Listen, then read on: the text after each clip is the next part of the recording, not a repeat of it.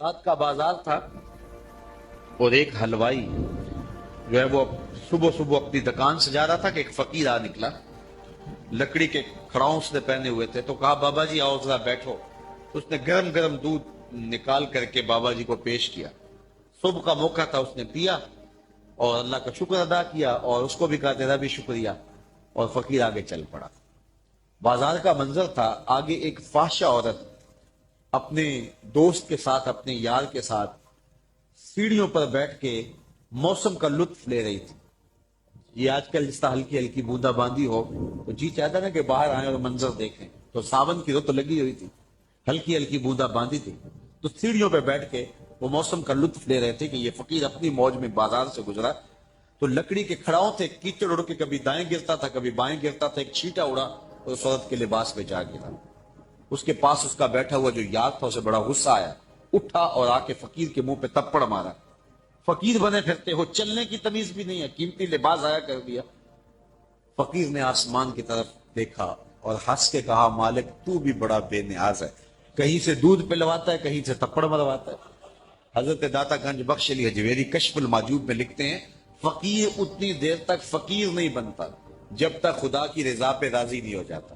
بلیا لوکی تینوں کافر کافر آکھن تو آہو آہو آکھ، جب تک یہ کیفیت نہیں ہو جاتی فقیر فقیر نہیں بنتا۔ کہا مالک تیری بھی عجیب شان ہے، کہیں سے دودھ پلواتا ہے کہیں سے تھپڑ مرواتا ہے۔ یہ کہہ کے فقیر آگے چل پڑا۔ وہ عورت چھت پہ جانے لگی تو پاؤں پھسلا سیڑھی سے تو سر کے بل گری، چوٹ کوئی ایسی آئی کہ موقع پہ فوت ہو گئی۔ شور مچ گیا کہ فقیر نے کوئی بد دعا دی تھی آسمان پر منہ کر کے، تو یہ قیمتی جان چلی گئی۔ فقیر ابھی بازار کے دوسرے کودے تک نہیں پہنچنے پائے تھے کہ پکڑ لیے گئے۔ لوگوں نے کہا فقیر بنے پھرتے ہو، حوصلہ بھی نہیں رکھتے ہو، کیا ہوا میاں؟ کہا تم نے بد دعا دی اور عورت کی جان گئی۔ کہا بلّہ میں نے تو کوئی بد دعا دی تھی۔ کہا نہیں، تیری بد دعا کا کیا ڈرا ہے۔ لوگوں نے جو ہے وہ ضد کی کہ تو نے کوئی بد دعا دی تھی تب ایسا ہوا ہے۔ جب لوگوں نے ضد کی نا، اس نے کہا اگر سچی بات پوچھتے ہو نا تو میں نے بد دعا کوئی نہیں دی، یہ اصل میں یاروں یاروں کی لڑائی ہے۔ کہا وہ کیا؟ کہا جب میں گزر رہا تھا تو میرے پاؤں سے چینٹا اڑا، اس عورت کے لباس پہ پڑا تو اس کے یار کو غصہ آیا، اس نے مجھے مارا، پھر میرے یار کو بھی غصہ آ گیا۔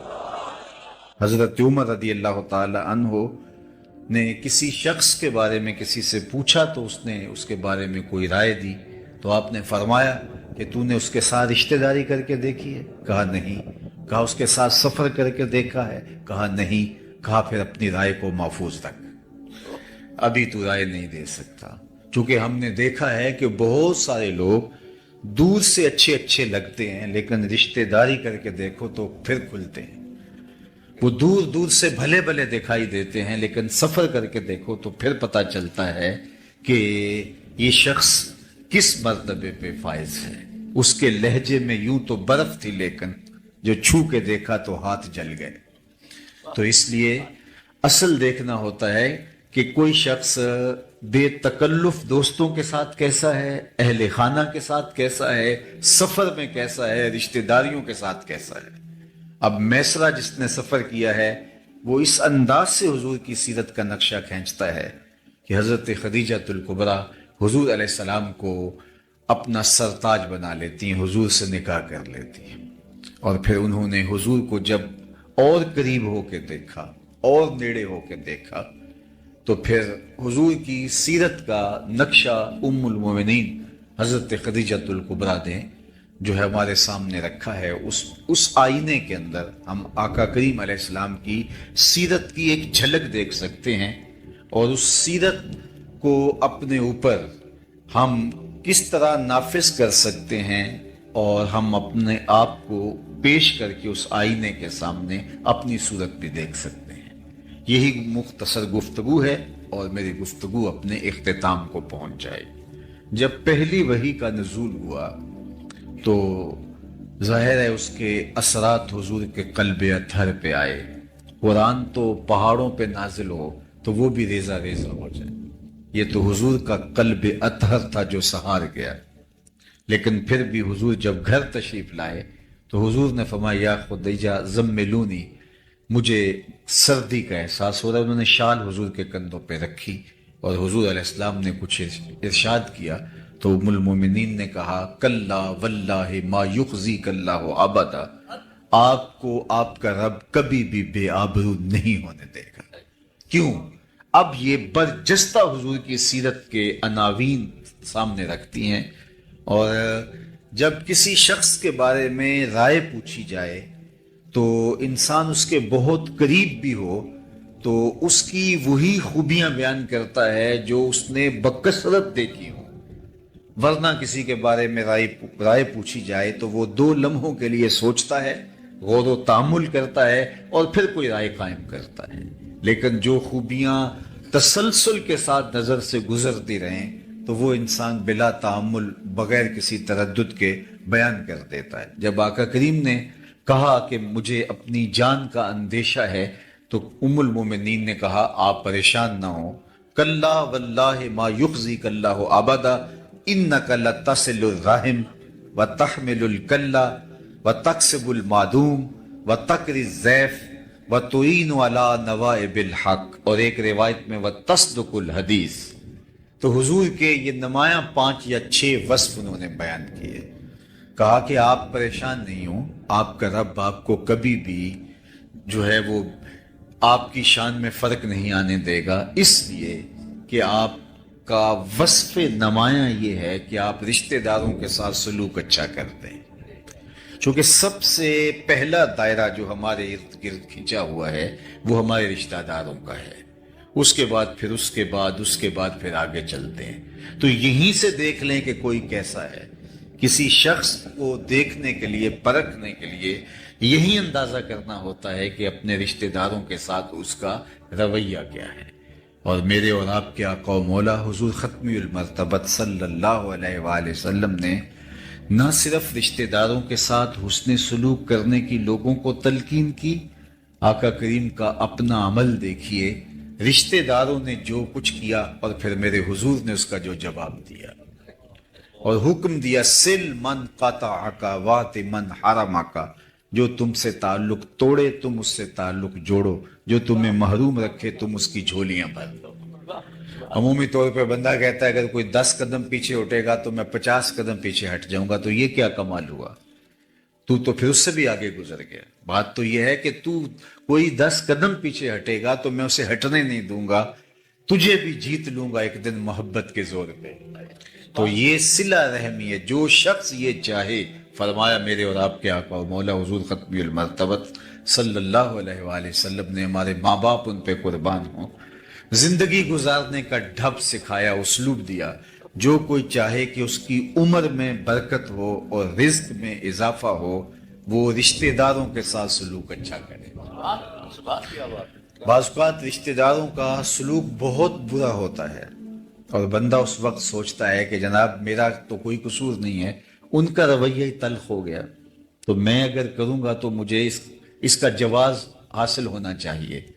اچھوں کے ساتھ تو اچھائی کرنا کمال نہیں ہے، بروں کے ساتھ اچھائی کرنا کمال ہے۔ اور صوفیاء نے تو زندگی بھر درس ہی یہی دیا۔ ایک بزرگ وضو کر رہے تھے دریا کنارے، تو ایک بچھو پانی میں ڈوبتا تیرتا ایک لکڑی کے سہارے کبھی گر جاتا، لہروں کی زد میں آتا، تو ان کے دل میں ترس جاگا، تو آگے بڑھ کے اس کو نکالنا چاہا تو اس نے ہاتھ پہ ڈنگ مار دیا، درد ہوا تو ہاتھ جھٹک دیا تو وہ گر گیا، تو پھر ڈوبنے لگا تو پھر نکالا، پھر تیسری مرتبہ، 6-7 مرتبہ جب ایسا ہوا تو جو وضو کے خدمت پر معمور مرید تھا پاس کھڑا تھا، حضرت اس نے 7 مرتبہ آپ کو ڈنگ مارا اور آپ اس کو بار بار نکالنا چاہتے ہیں، تو فرمانے لگے جب وہ اپنی بری عادت نہیں چھوڑتا میں اچھی خصلت کیسے چھوڑ دوں؟ ڈنگ مارنا اس کی فطرت میں لکھا ہے اور اس کو بچانا میری فطرت میں لکھا ہے، تو رشتہ دار کتنا ہی بدترین کیوں نہ ہو اس کے ساتھ اس نے سلوک کر کے مصطفیٰ کی سیرت پہ عمل کیجیے۔ میں آپ کو بتاؤں کہ سب سے بہتر صدقہ کون سا ہے؟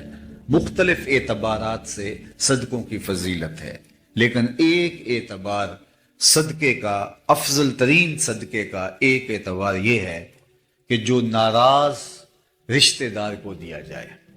جو رشتہ دار تم سے ناراض ہے، پھنس گیا، ہر وقت تمہیں گرانے کے چکر میں رہتا تھا، آج مصیبت میں آ گیا، اب اس کی آپ مدد کریں، اس کو اٹھائیں، اس کو کھڑا کریں، تو آپ کا نفس اس کی اجازت نہیں دیتا، لیکن اس کے باوجود بھی آپ کریں گے تو پھر آپ اپنے نفس کی مخالفت کر کے کریں گے۔ تو جس عمل کے اندر نفس آپ کا مخالفت کر رہا ہو تو پھر وہ آپ اللہ کی رضا کے لیے کر گزریں تو اللہ کے ہاں وہ مقبول ترین عمل ہے۔ تو رشتہ داروں کے ساتھ اچھا سلوک کرنا یہ حضور کا وصف نمایاں ہے۔ مکہ المکرمہ فتح ہوتا ہے تو جن لوگوں نے حضور علیہ السلام کو اذیتیں دی تھیں، کانٹے بکھیرے تھے، گڑھے کھودے تھے، راستے کے اندر اذیتیں کھڑی کی تھیں، اوجریاں ڈالی تھی، کیا کیا مصائب نہیں کھڑے کیے تھے، آج سب کو اپنا کیا دھرا یاد آ رہا ہے اور سب تھر تھر کانپ رہے ہیں کہ آج فاتح بن کے مکے میں داخل ہوئے ہیں تو ہمارے سر اتر جائیں گے۔ لیکن حضور جب تشریف لائے تو فرمایا ان سب کو بلا کے بتاؤ میں تمہارے ساتھ کیا سلوک کروں، تو انہوں نے کہا کہ آپ کریم باپ کے کریم بیٹے ہیں تو ہم آپ سے خیر کی توقع رکھتے ہیں، اور ان کا خیال یہ تھا کہ گردنیں اترنے سے بچ جائیں تو یہ بھی بڑی بات ہے، شہر بدر کر دیے جائیں اور سزا دے دی جائے لیکن جان بخشی ہو جائے، اور انہوں نے کہا کہ آپ کریم باپ کے کریم بیٹے ہیں، ہم آپ سے خیر کی توقع رکھتے ہیں۔ تو میرے اور آپ کے آقا و مولا نے جو جواب دیا ان کی آنکھیں کھلی کی کھلی رہ گئیں، ان کو یہ توقع نہیں تھی جو حضور علیہ السلام نے فرمایا، اذهبوا انتم الطلقاء، جاؤ تم سب آزاد ہو، اور آج میں تمہیں وہی کہوں گا جو میرے بھائی یوسف نے اپنے بھائیوں سے کہا تھا، لا تثریب علیکم اليوم، اللہ اکبر۔ تو یہ تھا حضور کا رویہ، یہ تھا حضور کا رشتہ داروں کے ساتھ اس نے سلوک، خون کے پیاسوں کو قبائیں دی، اللہ اکبر۔ اور فتح مکہ کے موقع پر آپ تاریخ پڑھیں، کچھ لوگوں کے بارے میں حضور نے معافی نہیں دی، یہ وہ بدترین لوگ تھے کہ جنہوں نے بہت اذیت پہنچائی تھی، ان میں ابن خطل تھا، اس کی لونڈیاں جو ہے وہ ارنبا اور اس طرح اور کچھ لوگ تھے، ایک شاعر تھے کعب بن زہیر، تو ان کے بارے میں بھی سخت حکم دیا، من لقی منکم کعب بن زہیر فلیقتلہ، تم میں سے کسی کو بھی کعب بن زہیر ملے تو اسے چھوڑنا نہیں، اسے قتل کر دینا ہے، سخت حکم دیا حضور نے۔ اب ابن قتل بھی مارا گیا، کعبے کے پردے میں چھپ گیا تھا، وہاں سے نکال کر کے چاہے زمزم اور مقام ابراہیم کے درمیان اس کو کاٹا گیا، اور باقی اس کی لونڈیوں کو بھی، لیکن یہ بھاگ گیا۔ تو اس کے بھائی نے اس کو پیغام بھیجا کہ تو حضور علیہ السلام کے غلاموں کی نظروں سے کب تک بچتا رہے گا، آخر کسی دن تو ان کے ہتھے چڑھے گا اور وہ تجھے چھوڑیں گی نہیں، چونکہ تیرا مشخص کر کے نام حضور نے ذکر کیا ہے، گلی گلی میری یاد بچھی ہے، پیارے رستہ دیکھ کے چل، مجھ سے اتنی وحشت ہے تو میری حدوں سے دور نکل، کدھر بھاگے گا؟ اس نے کہا کہ پھر میں کیا کروں؟ کہا کہ تو کسی طرح حضور کی خدمت میں خود حاضر ہو جا اور معافی طلب کر لے، مجھے امید ہے وہ معاف کر دیں گے۔ آرڈر بہت سخت ہے، اور آقا کریم علیہ السلام کی خدمت میں وہ اس طرح حاضر ہوا کہ فجر کا وقت تھا، ابھی اندھیرا چھایا ہوا تھا، حضور مسجد میں تشریف فرما تھے، اس نے چہرے پہ کپڑا لپیٹا اور آقا کریم کے قریب آ کے بیٹھ گیا۔ اس کا خیال یہ تھا کہ میں بات چھیڑتا ہوں، اگر کوئی راستہ ملتا ہے تو میں بتاؤں گا کہ میں کعب بن زہیر ہوں، اور اگر نہیں راستہ ملتا تو کسی پتلی گلی سے نکل جاؤں گا، اور حاضر ہو کے کہتا ہے جناب اگر ہم کعب بن زہیر کو ڈھونڈ لائیں تو آپ معاف کر دیں گے؟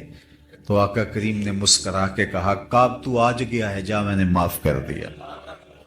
اس کو تو توقع بھی نہیں تھی، تو بولا کہ حضور جس زبان سے آپ کی ہجب کہتا رہا، آج اسی زبان سے آپ کی نعت کہنا چاہتا ہوں۔ تو فرمایا ممبر بچ لینے دو، لوگ بھی جمع ہو گئے، اور کعب بن زہیر نے اپنا مشہور قصیدہ بانت سعاد کہا، جسے قصیدہ بردہ بھی کہا جاتا ہے۔ ایک تو امام بوصیری کا قصیدہ بردہ ہے، لیکن اس قصیدے کو بھی قصیدہ بردہ اس لیے کہا جاتا ہے جب انہوں نے قصیدہ مکمل کیا تو حضور نے چادر پیش کی، تو لیکن اس کا مشہور نام قصیدہ بانت سعاد ہے۔ تو اس نے ممبر پہ کھڑے ہو کے جو کہا ذرا سنیے، اتیت عند رسول اللہ معتذرا والعذر عند رسول اللہ مقبول، لوگوں معافی مانگنے آیا تھا، یہاں آ کے پتا چلا نبی تو ہے ہی بندہ نواز، اور آگے کیا کہتا ہے؟ ان الرسول لنور یستضاء بہ محند سیف من سیوف الہند مسلول، بے شک بغیر کسی شبے کے اللہ کا نبی نور ہے، ایسا نور جس سے زمانہ چمک رہا ہے، جس نور سے لوگ بھی فیضیاب ہو رہے ہیں، ہندوستان کے لوہے کی تنی ہوئی تلوار ہے۔ صلابت میں، سختی میں ہندوستان کا لوہا معروف تھا، تو اس لیے انہوں نے کہا ہندوستان کے لوہے کی تنی ہوئی تلوار ہے۔ تو حضور نے اس شعر میں اصلاح دی، کہا مجھے ہندوستان کے لوہے کی تلوار نہ کہو، مجھے اللہ کی تلوار کہو۔ اللہ اکبر۔ تو جو دشمن تھے، جنہوں نے اذیتیں دیں، تکلیفیں دیں، اللہ کے محبوب علیہ السلام نے ان کے لیے کس قدر دامن رحمت کو شادہ فرمایا، اور رشتہ داروں کے ساتھ جو حضور نے سلوک کیا، جس طرح معافی کا عام اعلان کیا، خون کے پیاسوں کو قبائیں دی، یہ حضور کا ہی طریق ہے۔ تو میں اور آپ اپنے اندر اتر کے دیکھیں، ہم اس نبی کے ماننے والے چھوٹی چھوٹی بات پر اختلاف کی انا کی دیواریں کھڑی کر لیتے ہیں، اور پھر اپنی نسلوں کو بھی ان دیواروں کے آگے، ان دیواروں کے اطراف میں کھڑا کر کے ہمیشہ کے لیے راستہ بند کر دیتے ہیں۔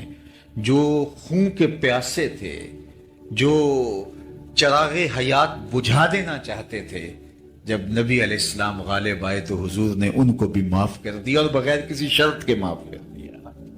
تو پہلا حضور کا وصف جو ام المومنین نے بیان کیا، انک لتصل الرحم، اور دوسرا وصف بیان کیا وتحمل الکلہ، جس کا کوئی بوجھ اٹھانے والا نہیں، اس کا بوجھ آپ اٹھاتے ہیں۔ اللہ اکبر۔ ضرورت مندوں کے آپ کام آتے ہیں۔ حضور اس وقت بھی لوگوں کے کام آتے تھے جب حضور کی عمر بچپنے کی تھی۔ اللہ اکبر۔ حضور غریب ہو کے بھی غریب پرور تھے، ظاہری غربت، ورنہ تو حضور جیسا امیر کون ہو سکتا ہے۔ یہ وہ اس کہانی کی بات کر رہا ہوں کہ مال کے کونین ہیں، گو پاس کچھ رکھتے نہیں، دو جہاں کی نعمتیں ہیں ان کے خالی ہاتھ میں۔ یتیم ہو کے یتیم پرور ہیں۔ حضور علیہ الصلوۃ والسلام کے چچا جناب ابو طالب کے پاس لوگ آئے اور کہا کہ جناب بارش نہیں ہو رہی اور آپ اولاد اسماعیل سے ہیں، تو اللہ کی بارگاہ میں بارش کی دعا کیجئے۔ تو انہوں نے کہا آپ صحن حرم میں پہنچو، میں بھی آتا ہوں، اور اللہ کی بارگاہ میں ہم سب مل کے عرض کرتے ہیں۔ تو لوگ صحن حرم میں جمع ہوئے۔ حضور علیہ السلام کی عمر پاک اس وقت تھی 8 سال یا 9 سال، تو آقا کریم کو ساتھ لیا اور کعبۃ اللہ کی دیوار کے ساتھ آقا کریم کو یوں کھڑا کیا کہ حضور کی پشت کعبے کی دیوار سے مس ہو رہی تھی، کعبے کی دیوار سے چھو رہی تھی، اور رخ لوگوں کی طرف تھا۔ تو حضور کے چچا نے ہاتھ پھیلا کے کہا مالک اس گوری رنگت والے کے صدقے بارش ڈال دے۔ تو کہتے ہیں لوگ گھروں میں بھیگ کے گئے۔ پھر وقت گزرتا گیا، اعلان نبوت جب ہوا تو کفار نے حضور کے خاندان کو شاب ابی طالب میں محصور کر دیا۔ 3 سال تک محصوری کا زمانہ کاٹا، کھانا نہیں جانے دیتے تھے، پانی نہیں پینے کی ضروریات باہم نہیں پہنچنے دیتے تھے، معاہدہ لٹکایا تھا چمڑے کے اوپر لکھ کر کعبۃ اللہ کی دیوار کے ساتھ۔ تو کوئی غلہ بھی بیچنے آتا باہر سے، راستے میں خرید لیتے، ان تک غلہ بھی نہ پہنچنے دیتے۔ اہل حق کے لیے یہ مشکلیں شروع سے ہیں۔ اللہ اکبر۔ اسلام کی تاریخ یہاں سے شروع ہوتی ہے۔ تو اس وقت حضور کے چچا نے حضور کی شان میں ایک قصیدہ لکھا، جس میں قریش کو خاص طور پہ مخاطب ہو کر کے ماضی کی اس کہانی کو یاد دلایا، جب بارش نہیں ہو رہی تھی اور لوگ حضور کے چچا کے پاس آئے تھے، تو کہا کہ وہ وقت بھول گئے ہو جب اس پیارے کے چہرے کو دیکھ کے بادل امٹ کے آئے تھے۔ وَعَبْيَتْ يُسْتَسْقَى الْغَمَامُ بِوَجْهِهِ ثِمَارُ الْيَتَامَى عِصْمَةٌ لِلْأَرَامِلِ، کہا یہ میرا وہی گوری رنگت والا بھتیجا ہے جس کو دیکھ کے بادل امٹ کے آتے ہیں، اور یہ یتیموں کا سہارا ہے اور بیواؤں کا آسرا ہے۔ تو یہ حضور کا وصف ہے کہ جس کا کوئی بوجھ اٹھانے والا نہیں، حضور اس کا بوجھ اٹھایا کرتے تھے۔ وَتَقْسِبُ الْمَعْدُومِ، حضور کا وصف بیان کیا گیا جس کا کوئی کمائی کرنے والا نہیں ہے، حضور اس کے لیے کمائی کرتے ہیں۔ اپنے لیے جینا یہ کون سا کمال ہے؟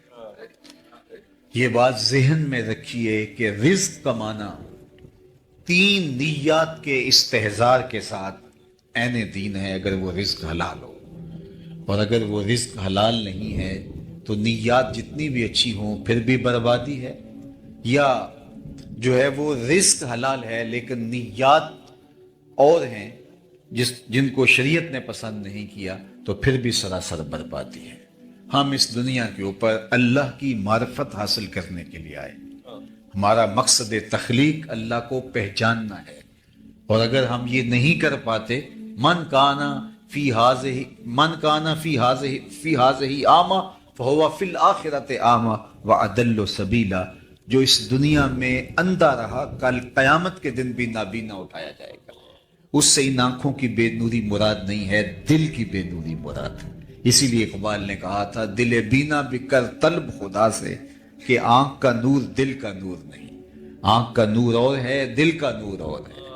ہم تو ایک مشق کر رہے ہیں کولو کے بیل کی طرح، صبح اٹھے کام پہ چلے گئے، شام آئے، سویر سے شام وظیفہ حیات یہی ہے۔ اکبر الہ آبادی نے اپنے زمانے میں کیا خوب کہا تھا، کیا بتائیں احباب کیا کار نمایاں کر گئے، بی اے کیا، نوکر ہوئے، پینشن ملی اور مر گئے۔ زندگی یہ نہیں ہے، زندگی ایک مقصد کے ساتھ جڑی ہوئی ہے، ہم یوں ہی آئے نہیں ہیں۔ اگر رزق کمانا ہی مقصد حیات ہے تو یہ تو چیونٹی بھی کماتی ہے، صبح اپنی بل سے نکلتی ہے، کسی کو ضرر نہیں دیتی، رزق اکٹھا کرتی ہے، برسات کے لیے جمع بھی کرتی ہے، بچوں کا پیٹ بھی بھرتی ہے، اپنی ضرورت بھی پوری کرتی ہے۔ پھر کیا فرق ہوا ایک چیونٹی میں اور ایک انسان میں؟ پرندے کتنا خوبصورت گھونسلہ بنا لیتے ہیں، اگر یہی وظیفہ ہمارا ہے تو کیا فرق پڑتا ہے ہم اور ان کے درمیان؟ ہم اشرف کاہے کو ہیں، ہم افضل کاہے کو ہیں؟ ہمارے سر پہ کرامت کا تاج کیوں رکھا گیا ہے؟ اگر وہی وظائف ہیں جو جانوروں کے ہیں، جو حشرات الارض کے ہیں، چوپایوں کے ہیں، وہی ہمارے وظائف ہیں، تو پھر کیا فرق پڑتا ہے؟ ہم اشرف المخلوقات کیسے ہو گئے؟ تو ہمارا کوئی اور وظیفہ ہے جسے ہم پہچاننا چاہیے۔ ہم اپنے لیے نہیں اوروں کے لیے جیتے ہیں۔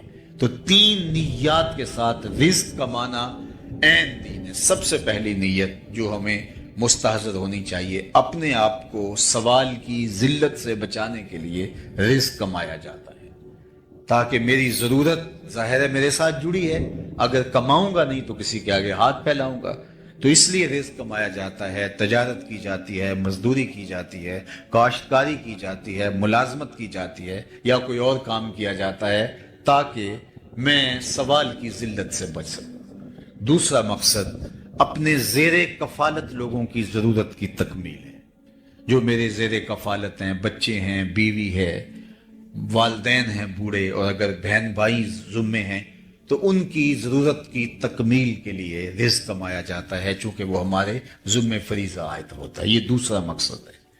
تیسرا مقصد رزق کمانے کا یہ ہے، اللہ مجھے اور میرے زیر کفالت لوگوں کی ضرورت سے زیادہ دے دے تو میں معاشرے کے ان لوگوں کی ضرورت پوری کروں گا جو کسی وجہ سے اپنی ضروریات کی تکمیل نہیں کر پاتے، کثیر العیال ہیں، اپاہج ہیں، کمزور ہیں، اور کوئی اور ان کو عذر لاحق ہے جس کی وجہ سے وہ اپنی ضرورت پوری نہیں کر سکتے۔ کہتے ہیں ان 800 احادیث کا میں نے ایک اور خلاصہ تیار کیا تو میرے پاس رہ گئی 4 حدیث۔ اللہ اکبر! یہ حضور کا نمایاں وصف ام المومنین حضرت خدیجہ الکبریٰ نے بیان کی ہے۔ جب نکاح ہوتا ہے حضرت خدیجہ کے پاس تو بہت سارا مال وہ حضور کی خدمت میں ڈھیر کر دیتی ہیں کہ حضور اب یہ میرا نہیں رہا، آپ کا ہے، اور آقا کریم اس میں سے 1 درہم بھی نہیں رکھتے، سب غریبوں میں بانٹ دیتے ہیں۔ اللہ اکبر! چوتھا وصف حضور کا بیان فرمایا کہ بتکر الضیف، آپ مہمان نوازی کرتے ہیں، اعلیٰ درجے کے مہمان نواز ہیں۔ اللہ اکبر! مہمان اپنی قسمت کا رزق ساتھ لے کے آتا ہے اور برکت چھوڑ کے جاتا ہے، اور اسی لیے جو ہے وہ یہ اچھا لگتا ہے کہ لوگوں کو کھلایا جائے۔ حضرت شاہ شاہاں، میر میراں، پیر پیراں، حضرت سیدنا شیخ عبد القادر الجیلانی علیہ رحمہ و رضوان فرماتے ہیں، آدھا فقر بھوکوں کو کھانا کھلانا اور برہنہ بدن لوگوں کو لباس پہنانا ہے، باقی جتنے بھی ریاستیں، عبادتیں، دیگر اعمال وہ آدھے میں آتے ہیں۔ تو اسی لیے وہ یہ پنجابی کا کلام پڑھ رہے تھے تو مجھے حوصلہ ہو گیا میں بھی کوئی پنجابی کا شعر پڑھ لوں. تو اس پر ہمارے پنجابی شاعر بابا بلے شاہ نے کہا تھا, اٹ کھڑک کے دکڑ وجے تتا ہوئے چولہا. وہ کھانے پہ لوگوں کو بانٹنے میں مہمان نوازی کے حوالے سے انہوں نے قلم توڑ دیا. اٹ کھڑک کے دکڑ وجے تتا ہوئے چولہا, آن فقیر کھا کھا جامن راضی ہوئے بلا. تو فقیر کو اچھا لگتا ہے کہ اس کا لنگر چلتا رہے اور لوگ آتے رہیں اور کھاتے رہیں. تو کہا وہ تکر الضیف, اور حضور کا ایک وصف بیان کیا ام المومنین نے, وہ تصدق الحدیث, آپ ہمیشہ سچ بولتے ہیں. اور آپ کو عرض کروں, یہ آپ سب جانتے ہیں کہ ابھی حضور نے نبوت کا اعلان بھی نہیں کیا, صادق اور امین پہلے کہلائے. یہ کردار ہے.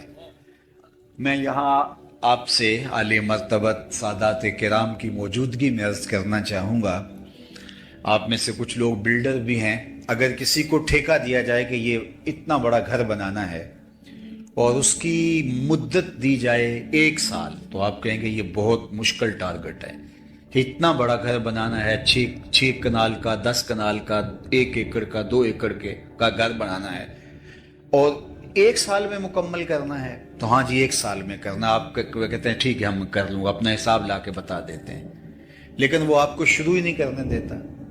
1 سال میں پہلے 8 مہینے وہ شروع ہی نہیں کرنے دیتا. تو آپ کہیں گے میرا وقت بیتتا چلا جا رہا ہے, آپ تو روز لڑیں گے. اب حضور کی ذمہ داری کیا ہے؟ هو الذی ارسل رسولہ بالہدی ودین الحق لیظہرہ علی الدین کلہ. پوری دنیا پر اسلام کو غالب کرنا یہ حضور کا کام تھا, حضور کی ذمہ داری لگائی رب نے. اور اس کے لیے ٹائم پیریڈ کیا ہے؟ 63 برس کل زندگی ظاہری حیات, لیکن 40 سال تک کام ہی نہیں شروع کرنے دیا گیا. 40 سال تک کام ہی نہیں شروع کرنے دیا گیا. اب ذرا دیکھیے, اور 13 سال مکے کے یہ بنیادوں کی کھدائی میں لگ گئے. صرف 10 سال حضور کو ملے, اور 10 سال میں بھی 27 جنگیں لڑی ہیں. آپ کے پتہ نہیں کیا دفعہ ہے, جو اقدام قتل کی دفعہ ہے ہمارے ہاں وہ ہے 302. تو ہمارے لوگ کہتے ہیں وہاں کہ اگر 302 کا ایک کیس لگ جائے کسی کے ساتھ, جھوٹا الزام بھی, تو آدھی زندگی کھا جاتا ہے. اگر کسی پر قتل کا الزام ہی لگ جائے تو آدھی زندگی وہ کھا جاتا ہے. اور یہاں میرے حضور علیہ السلام نے 27 جنگیں لڑی ہیں ان 10 سالوں میں. 63 برس کل زندگی. کام کیا ہے؟ اتمام دین, اسلام کا غلبہ. اللہ اکبر. اور اس کے میں 40 سال تک اعلان نبوت بھی نہیں حضور نے کیا, اور 13 سال کھدائی میں گزار دیے. اب 10 سال کے اندر حضور علیہ السلام نے وہ کام کر دکھایا. لیکن آپ کہیں گے کہ 40 سال کام کیوں نہیں کرنے دیا, 40 سال کیوں نہیں آغاز کرنے دیا؟ تو آئیے وہ 40 سال کتنے اہم ہے. جب حضور اعلان نبوت کیا تو سب لوگوں کو جبل صفا پہ بلایا, اور بلا کے جب حکم ہوا وَأَنذِرْ عَشِيرَتَكَ الْأَقْرَبِينَ کہ قریبیوں کو پہلے آپ سمجھاؤ اور ان کو بلاؤ, تو ان کو تنذیر کرو. تو حضور نے ان کو بلایا اور کہا لوگوں اگر میں کہوں پہاڑ کی اس جانب سے ایک لشکر آ رہا ہے جو تمہیں تاخت و تاراج کر کے رکھ دے گا, تو میری بات مان لو گے؟ تو انہوں نے کہا دیکھیں گے, نظر آیا فبہا, نہ نظر آیا تو پھر بھی کہیں گے ہم اندھے ہیں آپ سچے ہو. آپ کی صداقت پہ اتنا یقین ہے. تو فرمایا کہ اگر تم مجھے اتنا سچا مانتے ہو تو پھر مان لو اللہ ایک ہے. تو وقتی طور پہ انہوں نے گو انکار کیا. ابو لہب نے کہا تبًا لک ھنالک سائر اليوم لہذا جمعتنا, لیکن یہ وقتی طور پہ تھا. لیکن سوچنے پہ مجبور ہو گئے, جو کل جھوٹ نہیں بولتا تھا آج جھوٹ کیوں بولے گا. تو حضور علیہ الصلوۃ والسلام کی دعوت کو مضبوط ان 40 سالوں نے کیا. تو اس لیے میں اور آپ دیکھیں کہ ہمارا کردار کیسا ہے.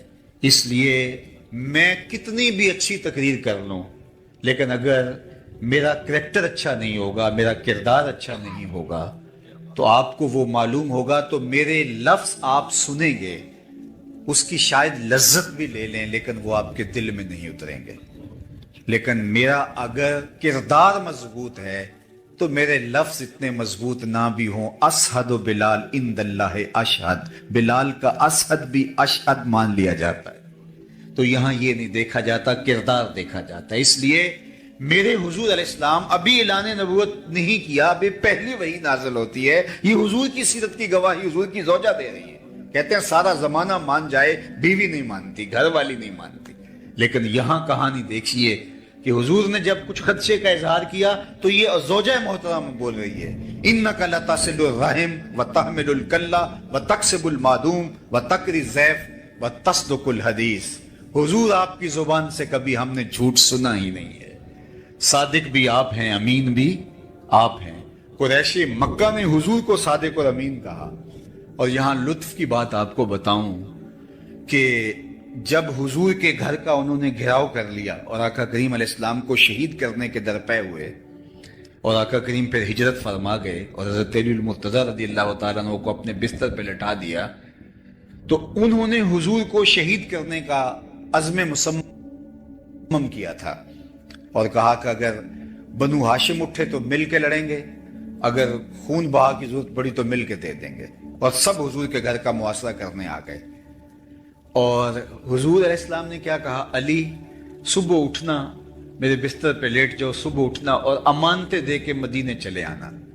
تو معلوم ہوا کہ جب وہ حضور کے گھر کا محاصرہ کیے ہوئے تھے، ان کی امانتیں حضور کے گھر میں پڑی ہوئی، تو جو اس انتہائی حد تک پہنچ گئے تھے تو اولین فرصت کے اندر وہ اپنی امانتیں نکلواتے نا، پھر اس کے بعد اگلا قدم کرتے۔ آپ کسی پر دھاوا بولنے لگیں تو اس کے ہاں آپ کی امانتیں پڑی ہوں تو آپ کہتے ہیں کہ پہلے اپنی امانتیں تو طریقے سے نکلواؤں، لیکن قریش کو معلوم تھا جو بھی ہو جائے محمد عربی ہماری امانتیں ضائع نہیں ہونے دے گا۔ یہ ہے حضور کا امین ہونا، یہ ہے حضور کا کردار، یہ ہے حضور کی عظمت۔ اللہ اکبر۔ تو کہا وتصدق الحدیث، یہ ہمیشہ سچ بولتے ہیں۔ میں اور آپ دیکھیں، ایک تو ہمارا عشق رسول یہ ہے کہ ہم حضور کے نام کے نعرے لگائیں، میں اس کا انکار نہیں کرتا۔ ایک ہمارا عشق رسول یہ ہے کہ ہم آقا کریم علیہ الصلوۃ والسلام کے نام کے تذکرے کریں، یہ بھی محبت کا ایک پیرایا ہے، رنگ ہے۔ لیکن حضور کی محبت اور حضور کے پیار کا یہ رنگ کہ ہم آقا کریم کی سیرت کے سانچے کے اندر اپنے آپ کو ڈھال لیں۔ محمد دی زیارت محمد دے رنگ وچ ٹھگ بازیاں جانے پیارا محمد صلی اللہ علیہ وسلم۔ تو میں اور آپ دیکھوں کہ میں اور آپ اگر حضور سے محبت کرتے ہیں تو کیا میری زبان جھوٹ تو نہیں بولتی؟ حضور سے پوچھا گیا علیہ السلام سے کہ مومن بزدل ہو سکتا ہے؟ فرمایا نہیں، مومن بہادر ہوتا ہے، لیکن ہو سکتا ہے کبھی بزدلی کر جائے، آخر بشری تو ہے۔ پھر پوچھا گیا مومن بخیل ہو سکتا ہے؟ کہا نہیں، سخی ہوتا ہے، لیکن ہو سکتا ہے کبھی بخل بھی کر جائے، آخر بشری تو ہے۔ بلکہ ایک روایت میں آتا ہے جو اولاد ہے مجبنہ بھی ہے، مبخلہ بھی ہے، یعنی کوئی شخص جب صاحب اولاد نہیں ہوتا تو بڑا بہادر ہوتا ہے، مشکل میں چھلانگ لگا دیتا ہے اور شاہ خرچ بھی ہوتا ہے، لیکن اولاد کے بعد تھوڑا تھوڑا بخیل ہو جاتا ہے اور تھوڑا تھوڑا بزدل ہو جاتا ہے۔ تو کہا یہ مبخلہ بھی ہے، مجبنہ بھی ہے، تھوڑی بخیل بھی بنا دیتی ہے، تھوڑا سا بزدل بھی بنا دیتی ہے۔ کہا مومن بخیل ہو سکتا ہے؟ کہا نہیں، مومن جو ہے وہ بہادر ہو سخی ہوتا ہے، لیکن ہو سکتا ہے کبھی بخل بھی کر جائے۔ مومن کیا بزدل ہو سکتا ہے؟ نہیں، بہادر ہوتا ہے، لیکن ہو سکتا ہے کبھی وہ بزدلی بھی کر جائے۔ تیسرا سوال حضور سے پوچھا گیا مومن جھوٹا ہو سکتا ہے؟ حضور نے فرمایا جھوٹا نہیں ہو سکتا، یہ طے ہے، مومن ہو جھوٹا ہو یہ نہیں ہو سکتا۔ اور میں اور آپ کہیں کہ اگر جھوٹ نہ بولے تو سودا ہی نہیں بکتا ہے، قدم قدم پہ جھوٹ بولیں تو پھر کس طرح ہم حضور سے دعوی محبت کر سکتے ہیں؟ تو مومن کی یہ شان ہے کہ جھوٹا نہیں ہوتا۔